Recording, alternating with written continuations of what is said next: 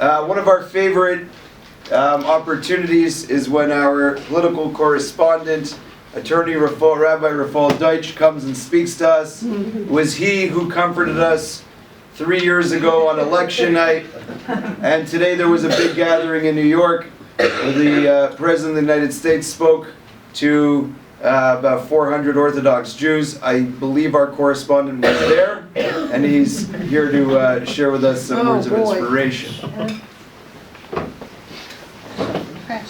Sorry.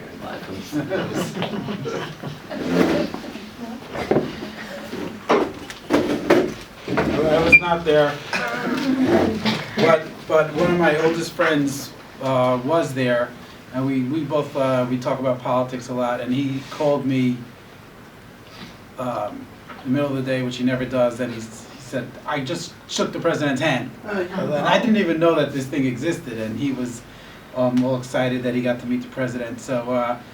I don't. Even though I'm known here as the political correspondent, I think a lot of us are tired of hearing about the politics, and we hear it all day. Like I said once before, if you really want to get a sample of the political discourse and the climate that is now, you could go to Yeshiva Katana, walk by the kindergarten, and watch a bunch of kids fighting over a toy, and it's essentially the same thing that's happening in Washington. So there's not much to say. It's just the same old routine. So I want to speak tonight about something that's a little bit topical, and it comes up, and I think you'll all be surprised to hear that the halacha and the Torah actually has something to say about it. So a lot of us have had this experience where, let's say, we're going somewhere, and you were planning on, let's say, driving into Brooklyn or to New York, something like that, and somebody says, "Well, can I come along?" And there's nothing, no sweat off your back. There's nothing. It doesn't damage you. You were going anyways, but do you really have to take this person along now, even though it's not affecting you at all? Or let's say, for example, somebody wants to use your wireless. If you have a wireless password, they want to join in, and it's one of those things where it feels like, hey, get your own, but it doesn't cost you anything to let the other person use it. Or let's say you have a neighbor who has they're not around. Can you park in their driveway? Listen, he's not even here. He's not going to use his driveway. Why can't I use his driveway? It's nothing to him. So these are questions. These are questions that we deal with in life, and we use our own judgments. But these questions are actually addressed by the Torah, by halacha. And believe it or not, it really gets back to this week's parsha, to this week's and last week's parsha. How is that? This week's parsha would deal with a place called Sodom. Sodom was a very bad place. Even in regular, Christian culture and in Western culture, Sodom is known as a bad place. Sodomy comes from the word Sodom. It's known as an extremely evil city. But it's interesting that the actual Torah doesn't really explain what was so evil about them, what their really root of their evil was. So you have to look at deeper sources. At some place in Tanakh, in Yecheskel, it says that the root of their evil was that they weren't kind, that they weren't charitable. If you look further into Pirkei Avos talks about 4 different types of people and how they view the world and how they view people and their possessions. And there's somebody who looks at the world, he says, Shali, Shalach, everything that's mine is yours. Then there are some people who say everything that's yours is mine. And then there are some people who say, Shali, Shali, Shalach, Shalach. Whatever is mine, and whatever is yours is yours. I don't really want to get involved. Let me just keep to my stuff, and you keep to your stuff. Sounds sensible. So one thought about that in the Mishnah is that's an average thought. That's what people can think.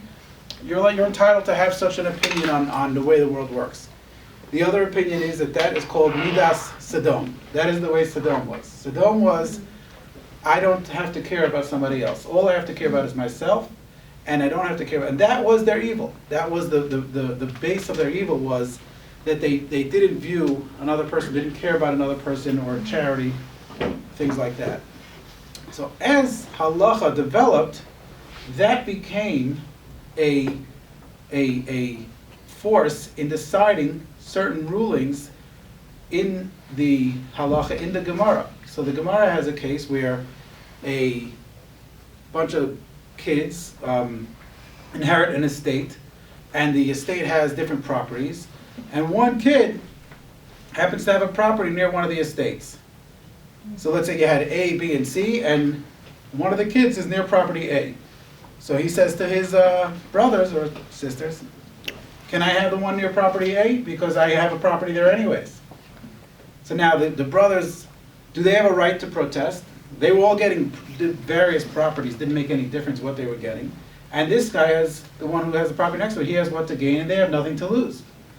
So the Gemara says to deny the one who's going to benefit, and it's no cost to anybody else, would be acting like Sodom. When you deny someone, if you're in a position to benefit somebody, and it's no loss to you, so let's take our car ride example. You're going down the block, somebody's walking, it doesn't cost more gas, there's no tolls, there's nothing to you. Why not give him a ride?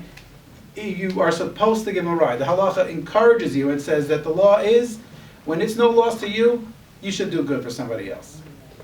So, I'm not here to actually give the actual law, practical law that you could ask the rabbi, but I want to bring out 2 points. One point is that,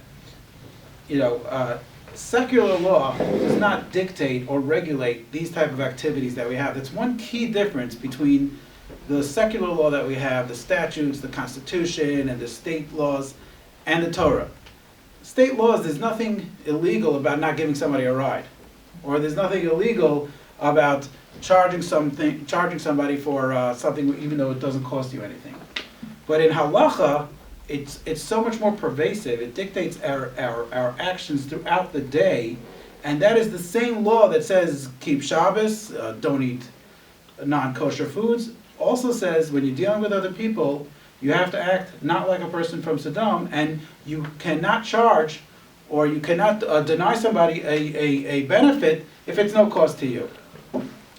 Now, I don't want you to walk away thinking that you know the law, because you don't, and I'm not giving it over, but I just want to say that there are little subtleties that might make a difference. So this is treated like any other law where we have the authorities who talked about it and qualify it and quantify it, and they do make differences. So in some of the cases that I explained, I'll explain to you the differences in some of the authorities, how they perceive this halacha. One of the examples we gave is using somebody's driveway. When the other person, the owner of the driveway, he's not home. He's in Florida, and now can you use his driveway? So there are some authorities that say that you do not have to give up a property right, even though it won't cost you anything. Property is property, and it's different. What I mean to say is, the only time you have to give something to somebody is if it's free, and let's say you're driving down the block, and it's absolutely no cost, and there is nothing wrong. It's not going to be anything to you if you give them a ride, you just give them a ride. But property, you don't have to give someone property just because it's not costing you anything. Right? Let's say somebody wants to put stuff in your backyard. It's the winter, you don't even go to your backyard. So he says, well, don't act like Sodom. Don't say that you're not using it anyways. Why can't I use it? So some authorities say when it comes to your own property, you don't have to give that up. That's a different thing. Another little subtlety is sometimes it depends whether or not you can monetize that value. So, for example, let's say it's something that people would pay for, like, let's say, wireless. Do you have a wireless connection? Somebody says, do you mind if I drive by your house and take out my laptop and hook onto your wireless and use it? Well, that's something that costs money or that slows you down. That's something that you might not have to give up. So you just have to know, and my main point here is to say that it's you see the succession, how we hear in the morning in shul, in the parasha, we hear about Sodom. And it's a story. But then the later literature and our system, halacha, will say what was Sodom, what exactly was Sodom. And these are the character traits of bad people. And then it trickles down to us, into our modern life. So if you ask a rabbi this question and say, well, somebody has do I have to give somebody a ride to a wedding when I don't really want to go? He would have to start weighing this. There's an actual body of law that discusses these things. Now, they didn't give rides to weddings in Sodom, they didn't have cars, but it's the same concepts that we use to dictate our lives. And even in that wedding example, I just want to make sure that nobody walks away here denying somebody a right or giving somebody a right based on what I'm saying. This is just discussion. But the main point is, and this is absolutely clear, is that the only time you absolutely can't deny somebody something when it's no loss to you is when there's truly no loss. When it's absolutely, you can't even think of a loss, that definitely you have to give up to somebody. When it's absolutely nothing, there's nothing in the world that could hurt you or affect you, but it helps the other person, you should help the other person. Mm-hmm. But let's say going to a wedding, sometimes people don't like it because it's the only time they get to be with their wives, or they wanted to ride in peace and quiet, or they want to listen to their radio station, and when they give somebody a ride, it throws them off.